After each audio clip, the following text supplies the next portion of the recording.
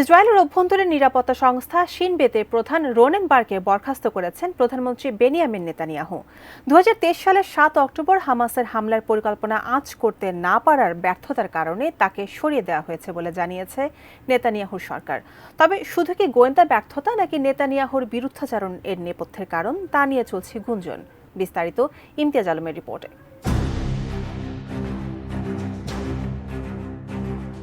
শুক্রবার স্থানীয় সময় সকাল 9টায় ইসরায়েলি মন্ত্রিপরিষদে একটি ভোটাভুটি হয়। ভোটের বিষয়বস্তু ছিল ইসরায়েলের অভ্যন্তরীণ নিরাপত্তা সংস্থা শিন বেতের প্রধান রোনেন বারকে বরখাস্ত করা নিয়ে। বৈঠক শেষে রোনেন বারকে বরখাস্তের ঘোষণা দেয় মন্ত্রিপরিষদ।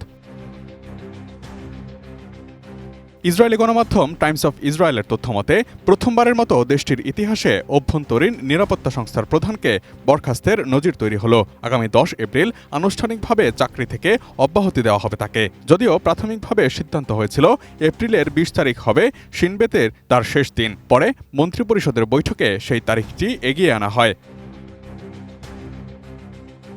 টাইমস অফ ইসরায়েলের প্রতিবেদনে আরও জানানো হয়েছে, মন্ত্রিপরিষদের বৈঠকে উপস্থিত ছিলেন না শিন বেতের প্রধান রোনেন বার। তবে তিনি মন্ত্রীদের উদ্দেশ্যে কড়া ভাষায় একটি চিঠি লিখেছেন। তিনি তার চিঠিতে লিখেছেন, এই বৈঠকে উপস্থিত থাকছেন না তিনি, কারণ যে প্রক্রিয়ায় তাকে চাকরিচ্যুত করা হচ্ছে তা আইনসিদ্ধ বলে মনে করছেন না তিনি। পাশাপাশি তিনি বলেছেন, পদ থেকে তাকে অপসারণ একটি সুশৃঙ্খল প্রক্রিয়ার মাধ্যমে হওয়া উচিত, যেখানে আরও অনেক গুরুত্বপূর্ণ ব্যক্তিকে অন্তর্ভুক্ত করা প্রয়োজন, কারণ তার পদটি প্রশাসনের শীর্ষ পর্যায়ের। টানা সপ্তমবারের মতো বেস্ট টিস্যু পেপার ব্র্যান্ড হিসেবে স্বীকৃতি পেয়েছে বসুন্ধরা টিস্যু। চিঠিতে তিনি অভিযোগ করেছেন, হামাসের পরিকল্পনা জেনেও চুপ ছিলেন বলে তাকে যে অপবাদ দেওয়ার চেষ্টা করছেন ইসরায়েলি প্রধানমন্ত্রী বেনিয়ামিন নেতানিয়াহু তা সম্পূর্ণ ভিত্তিহীন। শিন বেত প্রধানের চিঠিতে হামাস ইসরায়েল যুদ্ধবিরতি নিয়েও রয়েছে বিস্ফোরক তথ্য।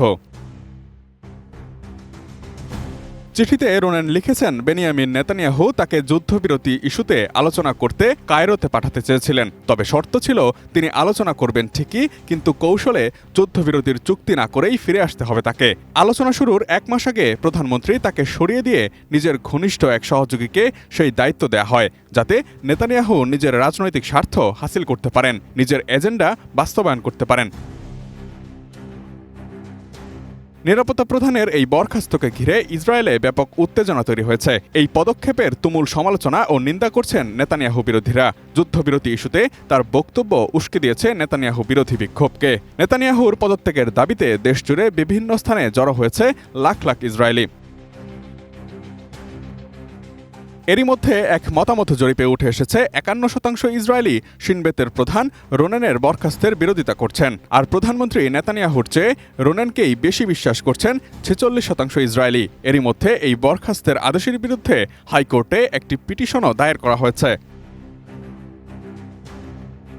প্রসঙ্গত 2021 সালের অক্টোবরে শিন বেতের প্রধান হিসেবে 5 বছরের মেয়াদে বারকে নিযুক্ত করা হয়। নেতানিয়াহু গত রোববার এক ভিডিও বিবৃতিতে বারকে বরখাস্ত করার বিষয়ে তার ইচ্ছার কথা প্রকাশ করেন। এ সময় নেতানিয়াহু বলেন, বারকে তিনি আর বিশ্বাস করতে পারছেন না। সময়ের সঙ্গে সঙ্গে সেই অবিশ্বাস আরও বেড়েই চলেছে। Imtiaz Alam, ATN news.